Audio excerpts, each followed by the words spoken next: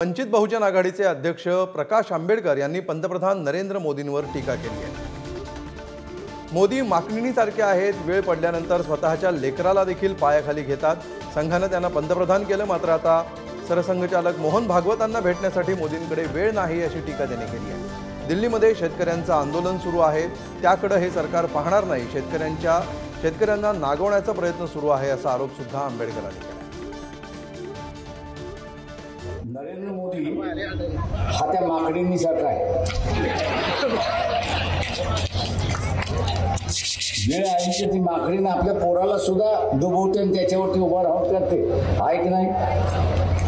हा त्यातलाच आहे। गेल्या वर्षभरामध्ये नरेंद्र मोदी यांनी मोहन भागवत यांची भेट घेतली। मी हे का विचारतोय तर संघानेच मोदीला पंतप्रधान केलं गोव्याच्या बैठकीमध्ये, आणि आज मोदी मोहन भागवतला भेटायला तयार नाही।